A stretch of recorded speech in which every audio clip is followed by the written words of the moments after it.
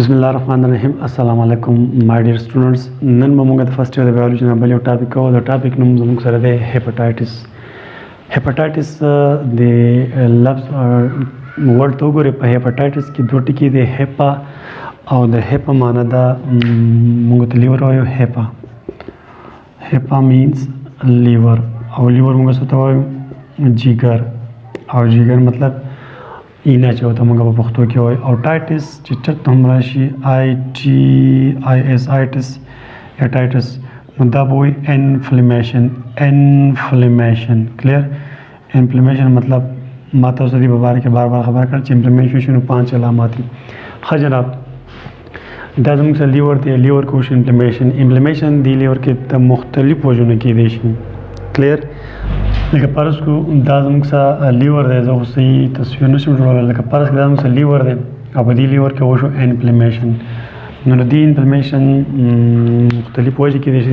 ډیفینیشن د هیپاټایټس وګورئ. اټ از د انفلمیشن دی اف لیور د اینې د جگر کازډ چې وجه لري ټاکسیک ایجنټ. څوک ټاکسیک ایجنټ؟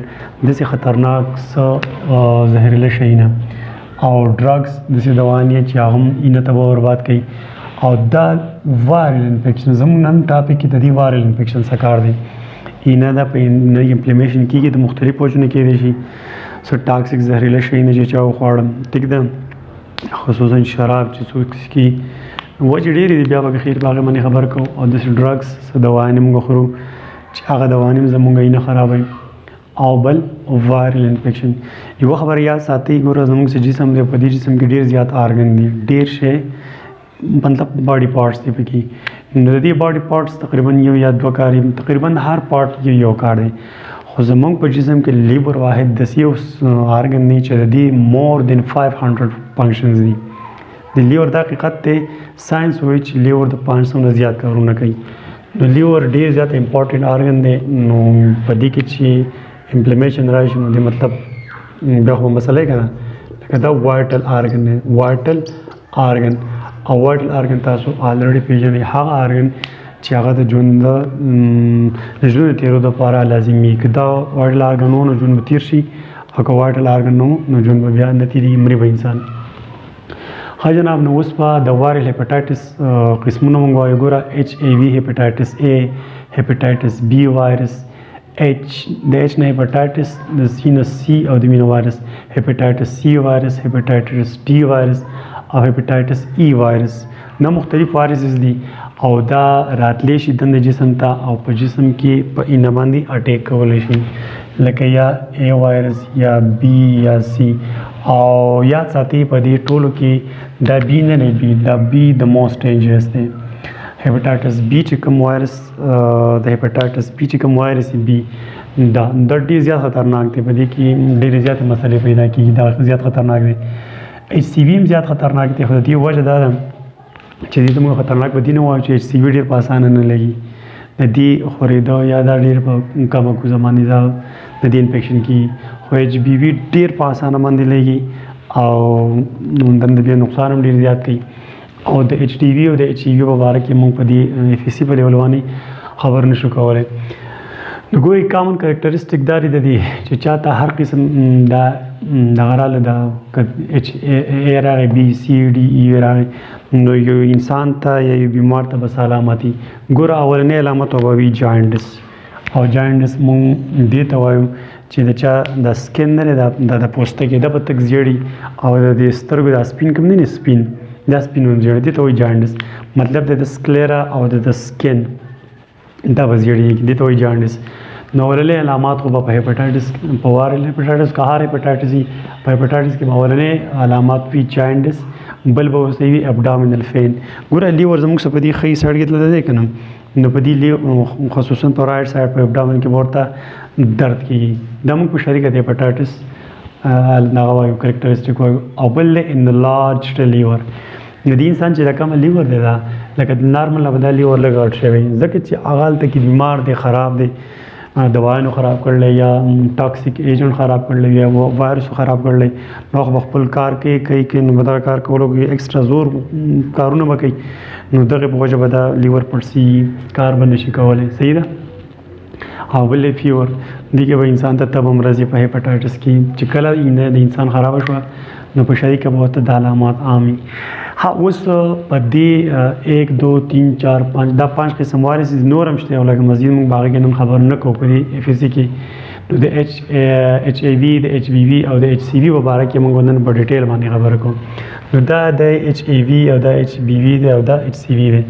د HAV وایرس ګورو چې په دې کې دنده څوک دی لکه فرض کړه دا زموږ سره وایرس دی او کوم وایرس دی HAV وایرس دی هیپاټایټس A وایرس دی. نو په دې کې دنده جینیټک میټیریل څوک دی هغه دی RNA څوک دی RNA دی. په هیپاټایټس A وایرس کې دنده جینیټک میټیریل څوک دی RNA. ها د دې کې چې دا یو مریض ته ولګي نو هغه مریض کې به بیا د دې سیمپټمز څه علامات وي. جانډس خو ورته وي. جانډس مطلب دا دی چې دا ټول سکین او ټول پوستکی به زیړ کلر فیل کلر یلو او د سترګو د سپین دا به زیړی او نازیا. داسې مریض ته چې چاته هیپاټایټس A نه نوته نو هغه ته په نازیا هم کېدی شي. نازیا دې ته وایي چې دا زړه هسې سړي ته بد بد ډک ډک کېږي ته وایي چې الټۍ ورځي او که نازیا نه و نو ومیټینګ کېدی شي چې الټۍ وکړي. د ومیټینګ د علاوه د بیا دا خبره چې دا لیس وایرولنټ دا دومره خطرناک نه دی. دا پکې یو خوشخبري غوندې کېده چې دا لیس وایرولنټ وي لکه دا دومره زیات خطرناک نه وي. شارټ مایلډ او دا هیپاټایټس A وایرس ډېر زر ښه کېږي اټومیټک په خپله ښه کېږي. د دې ټرانسمیشن څنګه کېږي لکه سپوز دا یو کس دی په دې کې هیپاټایټس A دی نو د دې نه به دې ته دا وایرس څنګه راوړي نو دا تھرو پیسز وایي ډک بال مطلب دا دی چې دا وایرس د په دې ډک بالو کې شته او د ډک بال چېرته وکړو د خپل استنجا وغیره وکړه چې استنجا وکړو نو د خو لاس بیا په صابون وامون باندې نه وینځلی نو ګوره د چې په صابون باندې بیا لاس نه وینځلی او دې کس دا ګیلاس راواخیست دا ګیلاس دی او دا په دې باندې داسې نیولی دی او دا ګیلاس د چا د یو روغ کس ته ورکړو نو دغه وایرس د ده په دې ګوتې پورې وکنم ټیک ده چې ده پورې و نو دا وایرس د ګیلاس پورې نښتې دي ټیک ده ګیلاس پورې او د اوبو اوس کې په دې ګیلاس او دا ګیلاس کنټمینیټډ دی د ګوتو څخه دي بیا د دا لاس د خولې له وړ یا د یو ځای نو دا وایرس د نتلی شي. یا دلته بار ماشومان دي بار چا پیسز کړي او د هغه پیسز ختم شوي دي. پیسز مینس ډک بال هغه ختم شوي نو وایرس د غلطي شته دا ماشومان په دې خاورو کې ملبي کوي که نه نو دا ملبي چې کوي نو په دې خاورو کې دغه وایرس شته او دا چې ملبي کوي په دې خاورو کې دا ماشومان دي ګوتې لاس خولې له وړي نو دا وایرس د جسم ته راتلی شي. نو د دې مین ټرانسمیشن دی د پیس په ماده سره. کلیر ده دا خبره. اوس به موږ د هیپاټایټس B په باره کې خبر کوو. HBV کې زموږ څخه کومه جینیټک میټیریل DNA او انوالپ ګوره دلته کې ماده نان دلته کې دا انوالپ نو پکار زموږ چې HAV کوم وایرس دی هغه RNA دی پکې او نان انوالپ دی لکه د هغې نه چې چاپېره هغه بله پرده انوالپ لفافه تاسو الریډي په سټرکچر کې ویل هغه پکې نشته خو دلته چې کومه دا کم HBV دی نو دا کیپسیډ دی دا پکې دی DNA دی دا انوالپ دی دنه چې چاپېره دا پرده ده شته ښه دا خبره خو وشوه. که اکیوټ ګوره یو اکیوټ او یو کرونیک. اکیوټ دا دی چې دا بیماري اوس لګېده او تازه لګېدلی ده ټیک ده یو 5 میاشتو پورې کې دا بیماري ښه شو دا اکیوټ کې راځي او که د 5 میاشتو نه د بیماري هغه وړي نو هغه وي ته بیا موږ کرونیک ډیزیز وایو. نو په اکیوټ هیپاټایټس کې به دې کس څه علامات دي لاس اف اپیټایټ دې مریض زړه نه دی دا به بیخي بندې د خوراک به لکه ذهن نه مني چې زه د خوراک وکړم لکه نه به وږي کېږي شارټ کټ خبره دا ده. اول فټیک دې ته وایي چې ستړی د جسم به داسې ستړی دی چې بس د 24 غنټې مسلسل فزیکلی کار کوي او که چېرته کرونیک هیپاټایټس راغی CH مطلب کرونیک هیپاټایټس نو لیور ډیمیج په دې کې بیا ورته د لیور ډیمیج چې خراب بشي د سیلز کې به ډیث شروع شي خراب بشي ټیک ده او چې لیور ډیمیج نو لیور ډیمیج کېدو به بیا دا کنورټ شي لیور کینسر ده نو په دې نه کې به ورته کینسر ولګي ټیک ده نو په اینه کې چې کینسر ولګي خو بس انسان تباہ او برباد شو. د دې ټرانسمیشن کېږي څنګه کېږي ټرانسمیشن مطلب دا دی چې دا یو کس دی په دې کې د هیپاټایټس B وایرس والا بیمار دی د دا څنګه لګي نو هغې په مختلف طریقو باندې باډي فلویډس چې څومره انسان باډي فلویډس دي د اوښکو د لاړو پوزه کې چې کوم رطوبت دي دغه سیمن ټیک شو زنانه کې ویجاینل فلویډ او مور چې بچی له شاودور کې دغه شاودو د پلیسنټا مطلب د مور په خېټه کې ماشوم دی، هغه ماشوم ته د پلیسنټا په ذریعه باندې خوراک د مور په وینه کې روان دی کنه، نو هغه ماشوم ته لګیدلی شي. مطلب باډي فلویډ چې څومره دي نو د دې په وجه باندې د یو کس نه بل کس ته دا هیپاټایټس بی وایرس دی شي. نو ګورئ که فرض کا اوس دا د اصول دا خبر واورئ لکه اوس یو ښځه سړی دی ښه خپل واده یې کړلی، ښه صحیح حلاله رشته یې ده او ښځې په فرض کا په ایچ بی وي بیماره ده، هیپاټایټس بی بیماره ده، نو دې سړي له داسې سیکس پکار دی چې مطلب د فلویډ ملوډ د را نه شي، آی مینس کنډوم استعمالول پکار دی. او یا فرض که په سړي کې دی نو سړي له بیا کنډوم استعمالول پکار دی. که فرض سیکس خو به کوي او خامخا ټیک دی چې سیکس کوي نو بیا احتیاط پکار دی. داسې ان پروټیکټډ سیکس به نه کوي، ځکه که باډي فلویډ زنانه ته لاړ یا د زنانه هغه داسې میلاو شو نو دا هیپاټایټس بی د یو زنانه ته د خپلې ښځې نه د سړي ته لګېدی شي او د سړي نه ښځې ته هم لګېدی شي. دغه شان که فرض کې یو زنانه ده د هغه کې هیپاټایټس بی وایرس نو خپل ماشوم دی هغه خپل شودنه ورکوي، هغه به دې کې تللی شي. کلیر ده دا خبره. بل بریسټ فیډینګ دا خبره شوه او پلیسنټا خو مجبوري ده د ماشوم دی په خېټه کې او ماشوم په خېټه کې جوړېږي نو د هغې خو څه نشته، خو بس خدای ته پکې خیر واچوي. بیا د ټرانسمیشن دا خبره شوه چې لکه د یو نه بل ته دا څنګه لګي. او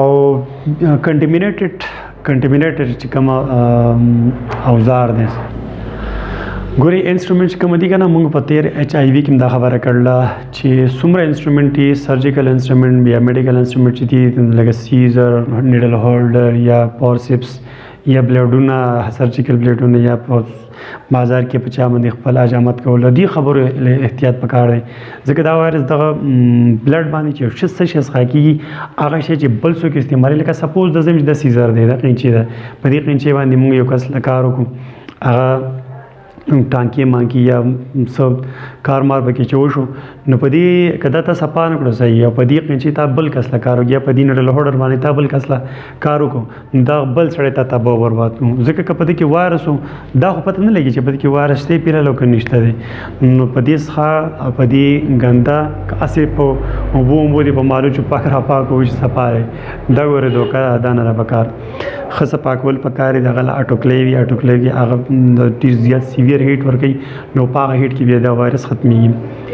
نو دغه انسټرومنټ خیال ساتل پکار دی. اوس راځي ایچ سی وي له هیپاټایټس سی چې کوم وایرس دی په دې کې جینیټیک میټیریل آر ان اے دی او دا هم انوالوپ دی. د انوالوپ دغه مطلب دی چې لکه دا زموږ سره کیپسټ دی، دا پکې دنده آر ان اے دی ښه آر ان اے او د دې نه چپ چاپېره پرده شته. انوالوپ مینس چې چپ چاپېره دي هغه انوالوپ لفافه شته.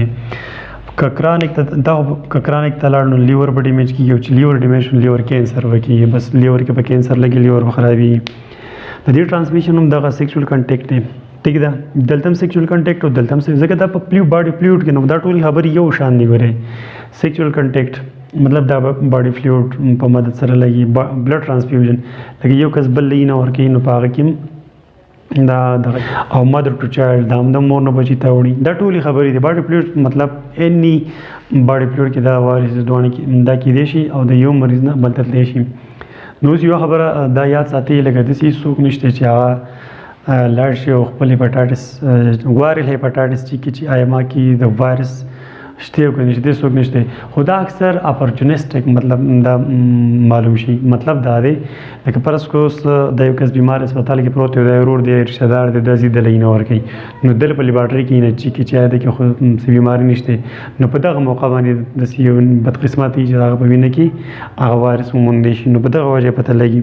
د دې به اوس موږ د ټریټمنټ خبره کوو. لکه فرض که چاته هیپاټایټس ولګي نو د دې به څه ټریټمنټ دي، هغه به ټیسټ وکړي چې کم یو دی د هغې مطابق بیا انټي وایرل ډرګز دي، کلیر ده، او بل ویکسین هم دي. ویکسین دا خو علاج په انټي وایرل ډرګز او په ویکسین باندې دی علاج کېدی شي. اوس به موږ د دې پریونشن وایو، پریونشن چې یاره وایرس ته یو نه بل ته ونه لګي. دا خبره خو ما مخکې وکړې خو بیا ورته وګورئ. پریونشن دا دی چې لکه فرض که څوک چاته بلډ ورکوي نو هغه بلډ ورکول نه مخکې د هغې بلډ ټیسټ پکاري او دا خو کوي، دا خو څه پټه خبره نه ده. او بل چې کوم زموږ سرجیکل انسټرومنټ دی، د هغه سرجیکل انسټرومنټ مطلب په هسپتالونو کې چې کوم څه شی په سرجري کې یا په ټانکو لګولو کې یا په غاښ استعمالولو کې داسې څه قینچي یا بلیډ یا څه استعمالي، دا ټول سامان موږ له سټیرایل پکار صفا پکار دی. که فرض که دا سامان سټیرایل نه و نو می بي چې هیپاټایټس د یو نه بل ته ولګي. او بله خبره دا ده لکه فرض که دا څومره هیپاټایټس چې دي لکه ته ته چې دا بچ دا هیپاټایټس چاته ونه لګي نو د هغې دپاره ښه خبره هایجین نه دی، پرسنل هایجین، صفایي. نو که صفایي خیال څوک ساتي نو هغه ته به کم کوز دا دی چې وایرس موته جسم ته ننوځي. نو زه امید کوم تاسو په دې ټاپک پوه شوي. انشاءالله بیا ملاقات کېږي. تھینک یو. الله حافظ.